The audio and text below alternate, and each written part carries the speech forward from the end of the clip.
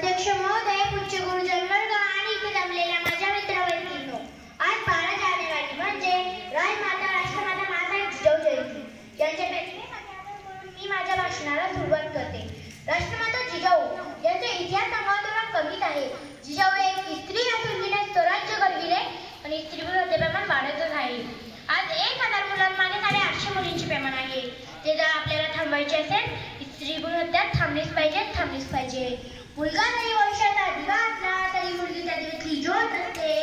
मुलगा जरी वंशाचा दिवा असला तरी मुलगी त्या दिवशी ज्योत असते. अरे जिजाऊच नसते तर नसते घडले शिवराय. मग गर्वातल्या कन्यामध्ये सुद्धा जिजाऊचं रूप पाहना. आज शिवाजी महाराजांचा इतिहास ऐकल्यावर आमच्या गावाला शिवाजी व्हायचं असतं. संभाजी महाराजांचा इतिहास ऐकल्यावर आमच्या गावाला संभाजी व्हायचं असतं. म्हणूनच खेडेकरांनी म्हटलं आहे, आमच्या इथे शिवबाज व्हायचं असतं. सहलीला जात असताना पुढे नाही मागे नाही मधोमध बसायचं असतं. सहलीला जात असताना पुढे नाही मागे नाही मधोमध बसायचं असतं. पुढून गाडी ठोकली काय, मागून गाडी ठोकली काय. पुढून गाडी ठोकली काय, मागून गाडी ठोकली काय.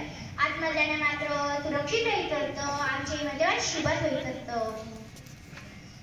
अरे मात्र जगलं कसं पाहिजे, जगावं तर वाघासारखं, लढावं तर शिवबासारखं. जगावं तर वाघासारखं आणि लढावं तर शिवबासारखं. काळजात वाघ, डोळ्यातला छाती पवरात हिंदूची औलाद. इथे दमदम से बोलते तो इसको दिमाग खराब होता. दिल्लीचे रक्त आणि तुम्ही शकतात हिंदूच फक्त. लोक म्हणतात की, परंतु आताचे शिवाजी महाराज काय करतात, आई वडिलांना घराबाहेर काढतात आणि म्हणतात ना, बाप काढलं घराबाहेर दारं रडते आई पण. बाप काढलं घराबाहेर दारं रडते आई पण. बायकोला मात्र रोज म्हणायला, तुमच्यासाठी काही पण, तुमच्यासाठी काही पण, तुमच्यासाठी काही पण. लोक म्हणतात की, मुलींना आईवडिलांचा सांभाळ करायचा अधिकार मिळाला असता जगामध्ये कोणी वृद्धाश्रमामध्ये गेलं नसतं, कोणी वृद्धाश्रमामध्ये गेलं नसतं. परंतु दादांनो, प्रत्येक मुलींना सासू सांभाळायचे जगामध्ये वृद्धाश्रमात राहिले.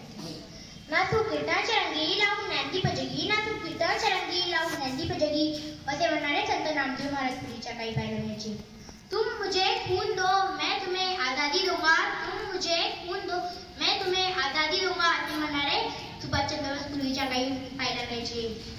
पण आजकालचे पोरं काय म्हणतात, तुम्ही आम्हाला तंबाखू द्या, आम्ही तुम्हाला सोनं देतो. ही आजकालची वास्तविक परिस्थिती आहे.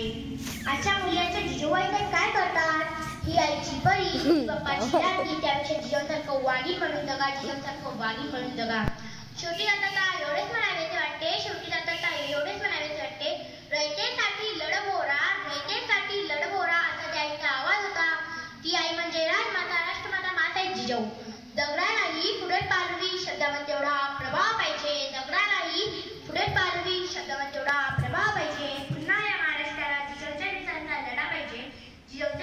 लढा पाहिजे. जय जिजाऊ, जय शिवराय.